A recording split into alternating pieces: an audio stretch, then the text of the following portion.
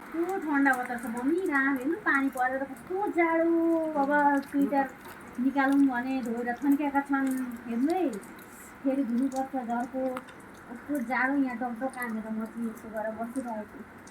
म त उता जानु पर्यो भनेर यो स्वेटर लगाएर चाहिँ एकपाक धुँदै आएँ कि एउटा खबर सुनेर आएँ, तर भनौँ कि नभनौँ हो भन्नु न, के भन्नु? भनौँ कि नभनौँ? ए भन्नु न हौ, भन्न पनि मलाई आएको छैन। ए भन्नु न, भनौँ कि नभनौँ कुन के गर्नु भन्नु? ए भन्नु न हौ, राम्रो रहेछ मलाई।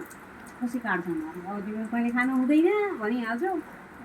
अनि अब के गर्नु भनेर पनि काट्ने हो कि होइन त्यही पनि अब अनि तपाईँले खानु हुँदैन नि त, अनि डाक्टरले तपाईँलाई नखानु भनिहाल्छ नि। अनि मलाई भनेको छैन नि त डाक्टरले, तिमीहरूलाई भन्छ कि मलाई भन्छ? म बिमारी मलाई पो भन्छ त?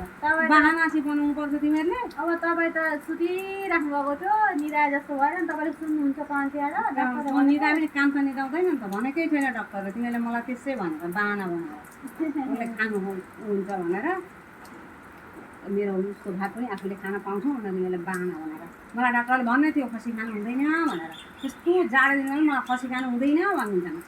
मलाई त एकदम बेठै सुनाएको काट्ने चाहिँ हो कि होइन त्यही पनि काट्ने पनि भन्दै थियो। डाक्टरले भनेका हुन्छ अन्त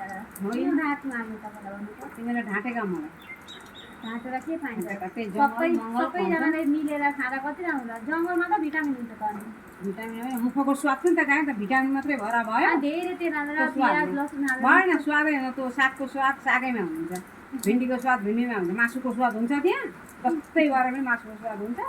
आफूलाई मासु खाउँ लागेको छ, पर्क पर्क पर्क पर्क भुटेर आधा झोल हालेर सम झोलमा भात मुसेर खानु।